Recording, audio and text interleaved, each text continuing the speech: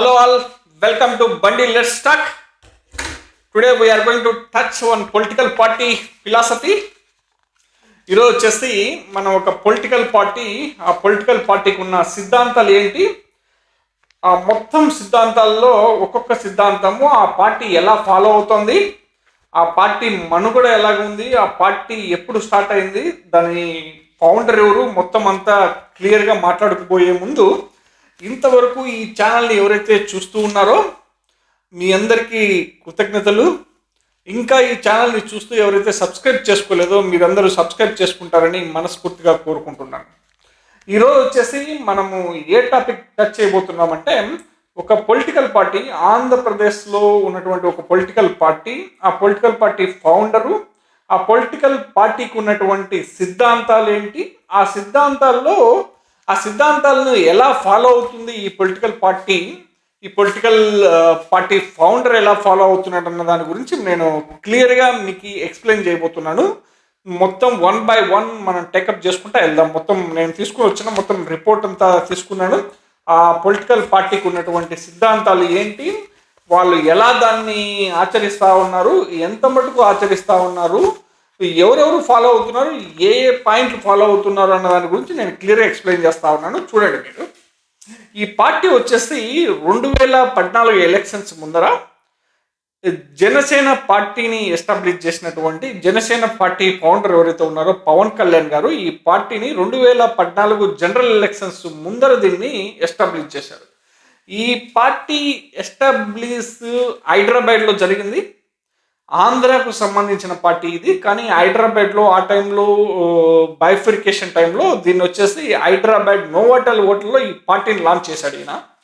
ఈ పార్టీని లాంచ్ చేస్తూ ఉన్న టైంలో ఈయన వచ్చేసి ఒక స్టేట్మెంట్ ఇచ్చాడు. ఈ స్టేట్మెంట్ పార్టీ ఐడియాలజీలో, జనసేన పార్టీ ఐడియాలజీలో భాగం అంట ఈ స్టేట్మెంట్. ఆ టైంలో నేను మొత్తం దాదాపు 1 hour 40 minutes ఎంతనో ఉంటుంది స్పీచ్. అది ఆ స్పీచ్ నేను లైవ్ చూశాను ఆ రోజు, కాబట్టి నేను మాట్లాడుతూ ఉన్నాను ఆ పాయింట్ మీద. ఈ పాయింట్ దాదాపు ఈయన వచ్చేసి దాదాపు 10 ఏళ్ల కాలం దాటిపోయింది, 11వ సంవత్సరంలోకి ఎంటర్ అయినట్టుంది ఈ పార్టీ. ఈ సిద్ధాంతం ఏదైతే సిద్ధాంతం ఉందో, మెయిన్ సిద్ధాంతం ఉందో ఈ పార్టీకి, ఆ సిద్ధాంతం ఎంత మటుకు ఫాలో అవుతున్నారు, ఏంది పరిస్థితి అన్నది జనాలకి ఎక్స్ప్లెయిన్ చేద్దామని చెప్పేసి ఈ వీడియో చేస్తున్నాను. మీరు చూడండి, ఆ మీటింగ్లో పవన్ కళ్యాణ్ వచ్చేసి ఒక స్టేట్మెంట్ ఇచ్చాడు. ఆ స్టేట్మెంట్ ఏంటంటే, నాకు మతం లేదు, ప్రాంతం లేదు, నేను భారతీయుణ్ణి. మళ్ళీ ఒకసారి చెప్తున్నాను వినండి, నాకు మతం లేదు, ప్రాంతం లేదు, నేను భారతీయుణ్ణి. తను చెప్తా ఉన్నాడు, తను వచ్చేసి 10 ఏళ్ల కిందట ఈ స్టేట్మెంట్ చెప్పాడు, నాకు మతం లేదు, నాకు ప్రాంతం లేదు, నేను భారతీయుణ్ణి. కానీ నాకు అనిపిస్తూ ఉంది, ఈయన ఈ స్టేట్మెంట్ని ఫాలో అవుతున్నాడా లేదా అన్నది. నాకైతే ఏ మాత్రం కూడా అనిపించట్లేదు ఈ స్టేట్మెంట్ ఈ సిద్ధాంతాన్ని ఈయన పార్టీ కానీ ఈయన కానీ ఫాలో అవుతున్నాడంటే నాకైతే ఏ మాత్రం కూడా నమ్మశక్యంగా లేదు. చూడండి మీరు, మతం లేదన్నాడు ఈయన. 2014లో నాకు మతం లేదన్న వ్యక్తి, ఈ వ్యక్తి దాదాపు నాకు తెలిసినంత వరకు 2 మతాలు మారినట్టు జనాలు చెప్తా ఉన్నారు. ఈయన రీసెంట్గా తన మూడో భార్యను పెళ్లి చేసుకోబోయే టైంలో తను వచ్చేసి బాప్టిజం తీసుకొని పెళ్లి చేసుకున్నాడని చెప్పేసి జనాలు మాట్లాడుకుంటా ఉన్నారు. తర్వాత ఇప్పుడు ఏమో నాకు మతం లేదన్నటువంటి వ్యక్తి మొన్న రీసెంట్గా దాదాపు ఎలక్షన్స్ 2024 ఎలక్షన్స్లో నెగ్గిన తర్వాత చంద్రబాబు గారు ఒక అలిగేషన్ చేశారు ప్రీవియస్ గవర్నమెంట్ మీద, జగన్మోహన్ రెడ్డి గారి గవర్నమెంట్ మీద చంద్రబాబు గారు ఒక అలిగేషన్ చేశారు. ఈ అలిగేషన్ ఏంటంటే, తిరుమల దేవస్థానానికి సంబంధించి తిరుపతి లడ్డు పైన కల్తీ జరిగిందని చెప్పేసి ప్రస్తుతానికి ఉన్నటువంటి చీఫ్ మినిస్టర్ ఎవరైతే ఉన్నారో నారా చంద్రబాబు నాయుడు గారు ఒక అలిగేషన్ చేస్తే, ఆ అలిగేషన్ని పట్టుకొని ఈయన కొన్ని దీక్షలు చేశాడు. ఏదో వారాహి దీక్ష అంట, తర్వాత అమ్మవారు దీక్ష అంట, ఏదో ప్రాయశ్చిత దీక్ష అంట. ఇది పలకడానికి కూడా నాకు రాదు ఈ తెలుగు ఇంతగా. ఈ ప్రాయశ్చిత దీక్ష, ఇట్లాంటివన్నీ దీక్షలు ఏంటంటో చేసి ఈయన డ్రెస్ సెన్స్ అంతా మార్చుకొని, నాకు తెలిసినంత వరకు ఈయన క్లియర్గా జనాల ముందుకు వచ్చేసి నేను సనాతనవాది అని చెప్పేసి తిరుగుతూ ఉన్నాడు ఈయన. నాకు తెలిసినంత వరకు ఏ మాత్రం కూడా ఈ పార్టీ ఐడియాలజీలో ఫస్ట్ పాయింట్ ఏదైతే ఉందో, మతం లేదు, ప్రాంతం లేదు, నేను భారతీయుణ్ణి అన్నటువంటి వ్యక్తి ఇప్పుడు తనకు మతం ఉందంట, ప్రాంతం ఉందంట, ప్రాంతం ఉంది కూడా. దీనికి కూడా నేను ఒక ఉదాహరణ చెప్తా ఉన్నాను. తనకు ప్రాంతం లేదంటాడు కదా, తనకు ప్రాంతం కూడా ఉంది. నేను భారతీయుని అంటున్నాడు. మరి ఏమో ఈ మధ్య కాలంలో నాకు తెలిసినంత వరకు ఈయన బంగ్లాదేశ్ కూడా అయినట్టున్నాడు. చూద్దాం ఏంది పరిస్థితి అన్నది, ఒకటొకటి తర్వాత మాట్లాడదాం. చూడండి, ప్రాంతం లేదన్నాడు ఈయనకు ప్రాంతం లేదంటున్నాడు. నాకు అర్థం కాదు, ఈయన ప్రాంతం లేదని ఎట్లా అంటున్నాడు. ఈయన 2014 పార్టీ పెట్టేటప్పుడు ఈయన నాకు ప్రాంతం లేదన్నాడు. ప్రాంతం లేదు, మతం లేదు, నేను భారతీయుని అన్నటోడు 2017 ఏదైతే కూటమి అధికారంలో ఉన్నదో, 2014 నుంచి 2019 వరకు కూటమి ఏదైతే అధికారంలో ఉన్నదో, ఆ సమయంలో దాదాపు 2.5 సంవత్సరం 3 ఏళ్ళ అధికారం అనుభవించిన తర్వాత వీళ్ళు ఏదైతే యాంటీ ఇన్కంబెన్సీ బిల్ అయితే ఉందో, జగన్మోహన్ రెడ్డిని పాదయాత్ర స్టార్ట్ చేసిన తర్వాత ఏదైతే పబ్లిక్లో యాంటీ ఇన్కంబెన్సీ బిల్డ్ అవుతా ఉంది, ఈ యాంటీ ఇన్కంబెన్సీని మనం తినేస్తుంది అనుకున్న తర్వాత వీళ్ళు చేసినటువంటి డ్రామా ఏంటంటే, దాదాపు 2017-18 బడ్జెట్ ప్రవేశపెట్టిన తర్వాత సెంట్రల్ గవర్నమెంట్ బడ్జెట్, అప్పుడు నరేంద్ర మోడీ ప్రైమ్ మినిస్టర్గా ఉన్న టైంలో సెంట్రల్ గవర్నమెంట్లో బడ్జెట్ ప్రవేశపెట్టిన తర్వాత వీళ్ళు చేసినటువంటి డ్రామా ఏంటంటే, వీళ్ళు రిక్వెస్ట్ చేశారు స్పెషల్ కేటగిరీ స్టేటస్ కావాలని. అప్పటికే దాదాపు 4-5 మాటలు మార్చినట్టున్నారు. ఒకసారి కావాలన్నారు, ఒకసారి వద్దన్నారు, ఒకసారి స్పెషల్ ప్యాకేజ్ కావాలన్నారు, తర్వాత స్పెషల్ స్టేటస్ వద్దు, స్పెషల్ ప్యాకేజ్ ఉంటే సరిపోతుంది అన్నారు. ఇటు రకరకానికి పూటకు మాటలు మారుతా పోయినట్టున్నారు వీళ్ళు.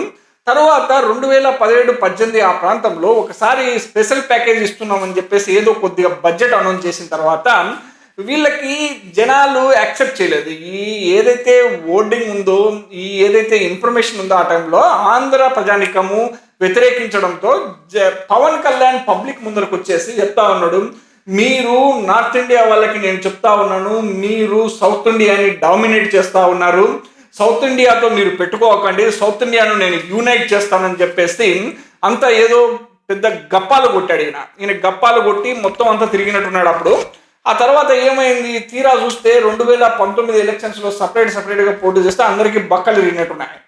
తర్వాత అందరూ మళ్ళీ పోయి ఈయన సెంట్రల్ గవర్నమెంట్లో వాళ్ళ దగ్గరికి పట్టుకొని ఇలాకాలు పట్టుకొని మళ్ళీ మొత్తానికైతే ఏదో రాజకీయం చేస్తూ వస్తానట్టున్నాడు.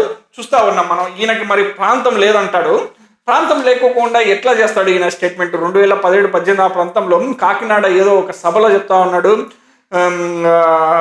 హమ్లోగ్కో మిల్ గయే 2 మోతీచూర్ లడ్డు, ఇస్కే అలావా కుచ్నై మిలా అని చెప్పేసి ఈయన హిందీలో అప్పుడు వాళ్ళకి వార్నింగ్ కూడా ఇచ్చాడు. మాకు 2 లడ్లు మాత్రమే వచ్చినాయి, తిరుమల తిరుపతి లడ్లు, అవి కూడా పాచిపోయిన లడ్లు వచ్చినాయి మాకు, అంతకుమించి ఏమీ లేదని చెప్పేసి ఈయన హంగామా చేసినాడు. నీకు ఈ ప్రాంతాల మధ్య చిచ్చు పెట్టింది నువ్వు కదా పవన్ కళ్యాణ్, నాకు అర్థం కాదు. నువ్వే కదా ప్రాంతాల మధ్య చిచ్చు పెట్టినది, నార్త్ ఇండియా సౌత్ ఇండియా అని చెప్పేసి నువ్వు డివైడ్ చేసి రూల్ చేయాలి, నువ్వు గెయిన్ అవ్వాలనుకొని ట్రై చేసినట్టున్నావు 2019లో. కానీ వర్కౌట్ కాలేదు ఆ ప్రిన్సిపల్. జగన్మోహన్ రెడ్డి ముందర మీ ప్రిన్సిపల్ ఏమాత్రం కూడా వర్కౌట్ అవ్వకపోవడం, యాంటీ ఇన్కంబెన్సీ దాదాపు మిమ్మల్ని తినే అంతగా బిల్డ్ అయిపోవడం వల్ల మీకు ఏమాత్రం కూడా సర్వైవ్ అయ్యే పరిస్థితి లేకపోకుండా పోయింది. చూడండి, తన పార్టీ ఐడియాలజీలో ఏదైతే మెయిన్ ఐడియాలజీ ఉందో, మతం లేదు, ప్రాంతం లేదు, నేను భారతీయుని ఏదైతే చెప్తా ఉంటాడో తను, నాకు తెలిసినంత వరకు ఈయనకు మతం ఉంది, ప్రాంతం ఉంది.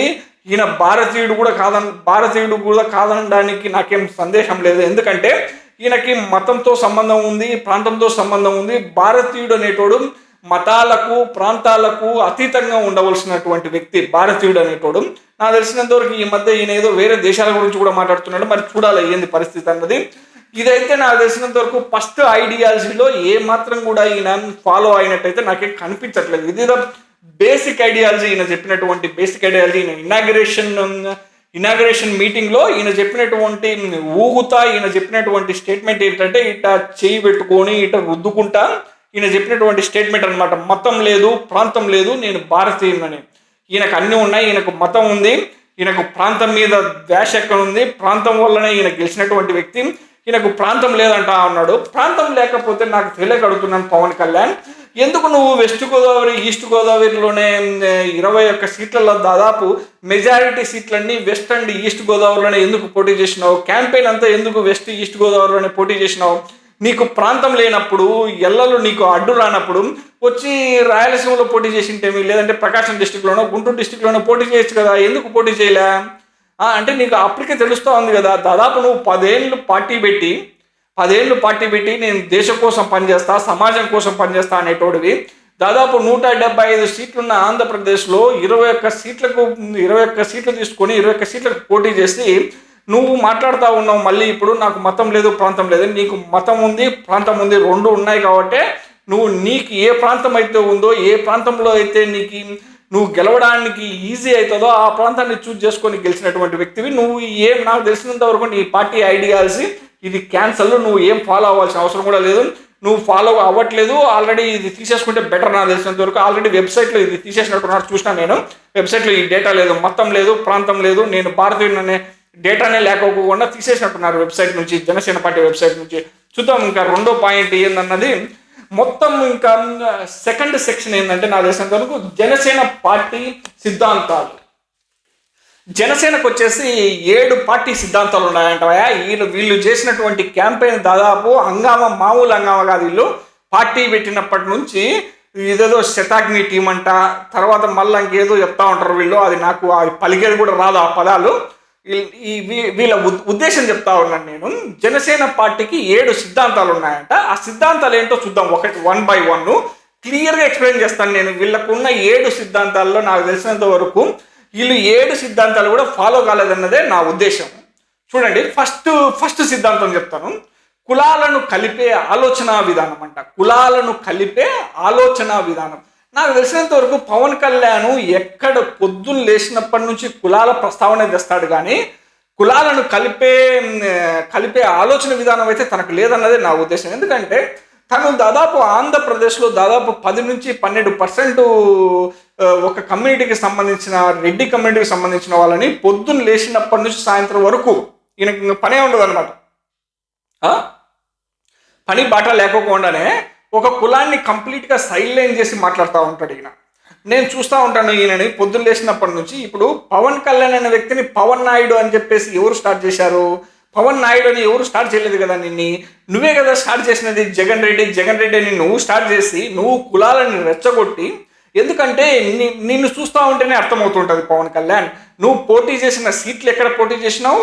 నువ్వు పోటీ చేసిన సీట్లలో ఆ సీట్ల దగ్గర ఆ ప్రాంతంలో ఏవైతే ఉన్నాయో ఆ ప్రాంతంలో ఏ కులాలు ఎక్కువ ఉన్నాయి, నువ్వెందుకు అక్కడే పోటీ చేసినావు? నువ్వు వచ్చి విజయవాడ సెంట్రల్లో ఎందుకు పోటీ చేయలేదు? విజయవాడ ఈస్ట్లో ఎందుకు పోటీ చేయలేదు? విజయవాడ వెస్ట్లో ఎందుకు పోటీ చేయలేదు? ఎందుకంటే అక్కడ నీకు గెలవడానికి ఏమాత్రం కూడా సాధ్యం కాదు. నువ్వు నమ్ముకున్నది కులాన్ని నమ్ముకొని కులాలను కలిపే విధానం. అంటే ఎక్కడ కులాలను కలుపుతున్నావు పవన్ కళ్యాణ్? నాకు తెలిసినంత వరకు నువ్వు 2 కులాలను కలిపినావు. అది ఎందుకంటే 2014లో కూడా అయ్యే కులాలను కలిపినావు, 2024లో కూడా అయ్యే కులాలను కలిపి ఏదైతే నువ్వు కులాలను కలిపే ఆలోచన విధానం అంటున్నావో, ఎస్ నేను కూడా సపోర్ట్ చేస్తున్నా. ఈ కులాలను నువ్వు కలిపినావు. ఈ కులాలను కలపడం వల్లనే నువ్వు గెలవడానికి ఆస్కారం అయింది. నీకు మంచి మెజారిటీ రావడానికి కూడా పాసిబిలిటీ అయింది. ఎప్పుడైతే ఈ 2 కులాలను నువ్వు కలపకపోతే కన్నా నీకు అడ్రస్ కూడా గల్లంతయ్యే పరిస్థితి ఉంటాయి.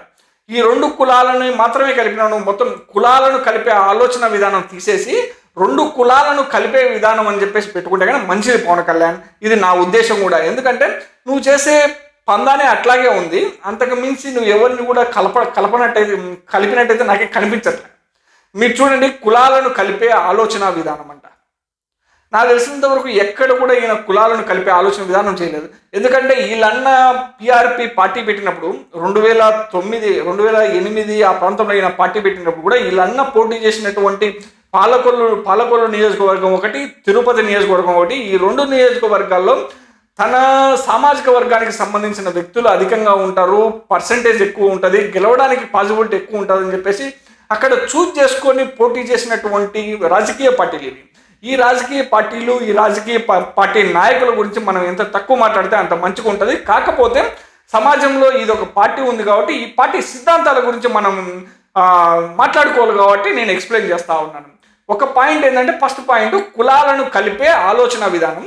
వీళ్ళకి ఏ మాత్రం కూడా కులాలను కలిపే ఆలోచన విధానము లేదు. వీళ్ళకు ఉన్నది 2 కులాలను కలిపే ఆలోచన విధానము. అది వచ్చేసి TDP party, Janasena party. TDP party ఒక కులము, జేఎస్పీ పార్టీ ఒక కులము. కాబట్టి వీళ్ళు 2 కలిపి పోటీ చేయడానికి దీనికి ఫస్ట్ పాయింట్ వచ్చేసి కులాలను కలిపే ఆలోచన విధానం. అంతే తప్పితే ఈయన ఎవరి కులాలను కూడా కలపట్లేదు.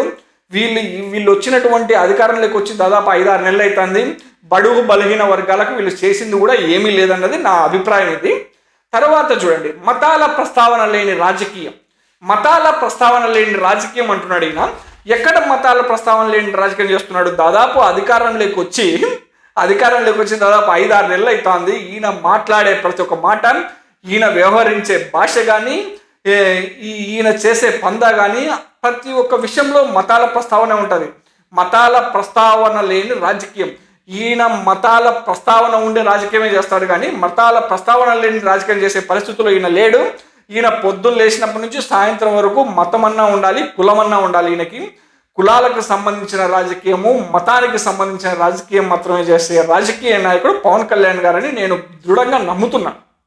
తర్వాత చూడండి మీరు, ఎందుకంటే ఈయన మతాల ప్రస్తావన లేని రాజకీయం అంటున్నాడు కానీ ఎక్కడ మతాల ప్రస్తావన లేని రాజకీయం ఈయన ఎక్కడ చేయట్లే. మీరు చూడండి, తిరుపతి లడ్డు విషయంలో కూడా ఈయన మతాల ప్రస్తావన తెచ్చాడు. తర్వాత దాదాపు జగన్మోహన్ రెడ్డి తన కుటుంబం కానీ, తన తండ్రి చీఫ్ మినిస్టర్ ఉన్నప్పుడు కానీ వాళ్ళు ఏళ్ళ కొద్దీ తిరుమలను విజిట్ చేస్తూ ఉంటారు. పోయినప్పుడల్లా వాళ్ళకున్న పరిస్థితుల మధ్య వాళ్ళకి దేవుని మీద నమ్మకం ఉంటేనే కదా అక్కడికి వెళ్ళేది. వాళ్ళు వెళ్తుంటే తనను అడ్డుకొని తను క్రిస్టియన్ అని చెప్పేసి, ఇదంతా మతాల ప్రస్తావన లేని రాజకీయం ఎక్కడ పవన్ కళ్యాణ్? ఇది మతానికి సంబంధించిన రాజకీయమే చేస్తా ఉన్నావు నువ్వు. మతాలకు ప్రస్తావన లేని రాజకీయం నువ్వు చేయట్లే. ఈ సిద్ధాంతం కూడా నీకు పనికిరాదు, ఇది కూడా తీసేసుకో. తర్వాత వచ్చేసి భాషల్ని గౌరవించే సాంప్రదాయం. నాకు అర్థం కాదు పవన్ కళ్యాణ్, యాడ నువ్వు భాషల్ని గౌరవిస్తున్నావో నాకేం అర్థం కావట్లే. 2017-18 ఆ ప్రాంతంలో నరేంద్ర మోడీని హిందీలో నువ్వు వారించినటువంటి పరిస్థితులు కానీ, నువ్వు నరేంద్ర మోడీని కానీ అమిత్ షాను కానీ నువ్వు ఇచ్చిన వార్నింగ్ కానీ చూస్తే అర్థమవుతుంది. హిందీ వాళ్ళు మమ్మల్ని డామినేట్ చేస్తూ ఉన్నారు, తమిళనాడు డామినేట్ చేస్తూ ఉన్నారు, మొత్తం సౌత్ని డామినేట్ చేస్తున్నారు. We will come together. I am giving warning from South India. I am giving warning to the North India. Please be aware. Don't discriminate South India. Don't dominate South India అని చెప్పేసి అంత మామూలు అంగమా కాదు పవన్ కళ్యాణ్ నువ్వు చేసినది. ఏడ నువ్వు భాషల్ని గౌరవిస్తాను, నాకు భాషల్ని గౌరవించే సంప్రదాయం నీకు ఏడ లేదు. ఇది కూడా తీసేసుకో. 3rd పాయింట్ కూడా, it is not fit for your party. This is my suggestion. Please don't follow 1st, 2nd and 3rd point. First 3 points are not at all suitable for ideologies of your Janasena party. Please skip this. Please delete these 3 principles. 4th point ఏంటంటే సంస్కృతుల్ని కాపాడే సమాజం అంట. ఎక్కడ సంస్కృతుల్ని కాపాడుతున్నావు? సంస్కృతుల్ని కాపాడే సమాజం ఎక్కడ పవన్ కళ్యాణ్? నువ్వు చేసేది ఏంటి? నీ పర్సనల్ లైఫ్ స్టైలే నువ్వు ఏ టైప్ ఆఫ్ ఇండికేషన్ ఇస్తున్నావు సొసైటీకి? ఏం సంస్కృతుల్ని కాపాడే సమాజము? భార్య ఇంట్లో ఉండంగానే ఇంకొక వ్యక్తితో నువ్వు సహజీవనం చేసి, ఒక భార్య ఇంట్లో ఉండంగానే తనకు తెలియకోకుండానే వేరే భార్యకు బిడ్డను కన్నావు అని చెప్పేసి నీ సొంత భార్య ఓపెన్ హార్ట్ విత్ ఏబిఎన్లోకి వెళ్ళి తను గోడు అని చెప్పేసి తను చెప్తా ఉంటే మొత్తం సమాజము, దేశము, ప్రపంచం మొత్తం చూసింది పవన్ కళ్యాణ్. ఇది సంస్కృతుల్ని కాపాడే సమాజం అంట. మరి ఏ మాత్రం సమాజమో నాకైతే ఏం అర్థం కాలే. సంస్కృతుల్ని కాపాడే సమాజం అంట. ఇది 4th పాయింట్ జనసేన పార్టీ సిద్ధాంతాల్లో. తర్వాత ప్రాంతీయతను విస్మరించే జాతీయవాదం. ప్రాంతీయతను విస్మరించని జాతీయవాదం అంట. ఇది ఏంటో కూడా అర్థం కాదు నాకే. అంటే ఈయన జాతీయవాదాన్ని ఫాలో అవుతానే నేను ప్రాంతానికి కూడా, రీజన్ కూడా రెస్పెక్ట్ ఇస్తానని. ఇది నాకు తెలిసినంత వరకు ఈయన ఏమాత్రం దేశంలో ఉండేటోళ్ళు దాదాపు 160 కోట్ల మంది జనాలు కూడా చేసేది అదే. ఇప్పుడు నేను మా ఊరికి సంబంధించిన సింతలజూడరికి, అంటే నేను సింతలజూడరికి రెస్పెక్ట్ ఇచ్చి భారతదేశానికి రెస్పెక్ట్ ఇవ్వకుండా ఉంటాను. సింతలజూడరికి రెస్పెక్ట్ ఇచ్చినానంటేనే భారతదేశానికి రెస్పెక్ట్ ఇచ్చినట్టు. సింతలజూడర్ is part of Indian region. It's obviously if you respect one location, obviously you are going to respect the whole location. It's common sense Pavan Kalyan. Need not to keep this point. అవినీతిపై రాజీ లేని పోరాటం అంటారు. మరి అవినీతిపై రాజీ లేని పోరాటం అయితే ఆల్రెడీ వైఎస్ఆర్సీపీని దాదాపు నువ్వు 10 ఏళ్ల నుంచి క్రిటిసైజ్ చేస్తూ వస్తున్నావు. వైఎస్ఆర్సీపీ పార్టీలో ఎమ్మెల్యేలుగా, మినిస్టర్లుగా, ఎంపీలుగా పోటీ చేసిన వాళ్ళని వైఎస్ఆర్సీపీ పార్టీ మొత్తం అంతా కంప్లీట్ అవినీతి పార్టీ అని చెప్పేసి ఇష్టం వచ్చినట్టు క్యాంపెయిన్ చేసినావు పవన్ కళ్యాణ్. మరి ఎందుకు తీసుకుంటున్నావు వైఎస్ఆర్సీపీ పార్టీకి సంబంధించిన గుంటూరు డిస్టిక్లో, మచిలీపట్నం డిస్టిక్లో, పక్క ఇంకా కొన్ని డిస్టిక్ల నుంచి ఎందుకు నువ్వు ఎమ్మెల్యేలను తీసుకుంటా ఉన్నావు? నాకు అర్థం కావట్లే. నీది అంత అవినీతి లేని పార్టీ అయితే, నువ్వు అంత అవినీతి లేని రాజకీయ నాయకుడు అయితే ఎందుకు అవినీతి పరులని నీ పార్టీలకు జాయిన్ చేసుకుంటున్నావు? కొత్త లీడర్లను తయారు చేయి పవన్ కళ్యాణ్.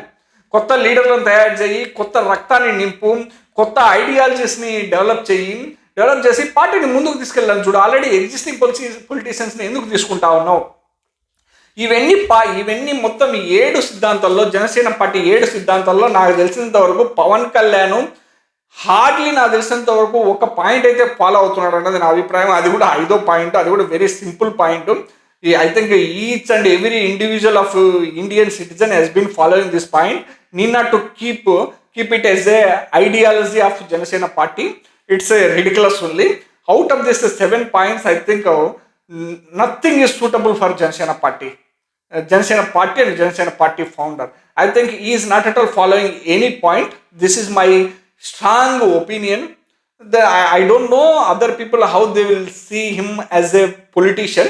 నాకైతే మాత్రం ఈయనకు జనసేన పార్టీకి 7 సిద్ధాంతాల్లో ఏ ఒక్క సిద్ధాంతం కూడా ఈయన ఫాలో అయ్యే పరిస్థితి లేదు. ఈయన నాకు తెలిసినంత పొద్దున్న లేచినప్పటి నుంచి కులాల కుంపటే పెడతాడు. ఈయన మతాల పంచాయతీ ఉంటుంది, భాషల్ని రెచ్చగొట్టే పంచాయతీ ఉంటుంది తప్పితే ఏ మాత్రం కూడా నాకు తెలిసినంత వరకు నేను చూసినటువంటి ఈ 10 ఏళ్ల పవన్ కళ్యాణ్ రాజకీయ ప్రస్థానంలో కులాలను ఎక్కడ ఈయన కలిపినటువంటి పరిస్థితి లేదు, మతాలను రెచ్చగొట్టినటువంటి పరిస్థితి నాకు ఏడ కూడా కనిపించట్లేదు. ఈయన పొద్దున్న లేచినప్పటి నుంచి మతాల ప్రస్తావనే ఉంటుంది. ఈయన మొత్తం జీవితం అంతా భాషల్ని గౌరవించదంటే ఏ భాషల్ని ఈయన గౌరవిస్తూ వచ్చాడో నాకు తెలియదు. మొత్తానికైతే దాదాపు 2019 ముందరంతా పొద్దున్న లేచినప్పటి నుంచి హిందీ బెల్ట్ మీద అటాక్ చేసేటోడు. ఇట్లాంటి పరిస్థితుల మధ్య ఈయన జనసేన పార్టీకి సంబంధించినటువంటి 7 సిద్ధాంతాలని నాకు అర్థమైన భాషలో మీకు ఎక్స్ప్లెయిన్ చేయడం జరిగింది. మీకేమన్నా ఇంకా డిఫరెంట్గా అర్థమైందంటే మీ ఒపీనియన్స్ని you can comment in this video, then we can discuss in next videos also. మీకు ఎవరికైనా డిఫరెన్స్ ఆఫ్ ఒపీనియన్ ఉంటే మీ ఒపీనియన్ని షేర్ చేయండి కామెంట్ రూపంలో. చూద్దాము ఏంది పరిస్థితి అన్నది. 7 సిద్ధాంతాలు మీరు చూడండి. నాకు తెలిసినంత వరకు జనసేన సైట్ నుంచి ఆల్రెడీ 7 సిద్ధాంతాలను తీసేసినారు. మొత్తం సైట్కి వెళ్ళి చెక్ చేశాను నేను. ఇది గూగుల్లోకి వెళ్ళి సెర్చ్ చేస్తే కొన్ని స్క్రీన్ షాట్స్ వచ్చినాయి తప్పితే ఎక్కడ కూడా జనసేన సైట్ నుంచి నేను డౌన్లోడ్ చేసుకోలేదు. వాళ్ళన్నీ మొత్తం అంతా తీసేసినట్టున్నారు. ఇంకా మీరు ఈ పాయింట్స్ అన్ని నేను ఈ వీడియోలో అప్లోడ్ చేస్తాను. తర్వాత చూడండి, మీకేమైనా డిఫరెన్స్ ఆఫ్ ఒపీనియన్ ఉంటే మీరు కన్వే చేయండి మీ ఒపీనియన్. తర్వాత చూద్దాం ఏంది పరిస్థితి అనేది అప్కమింగ్ డేస్లో, how we will evolve as a experienced politician. Thanks for watching so far. Have a nice day. We will meet in next video.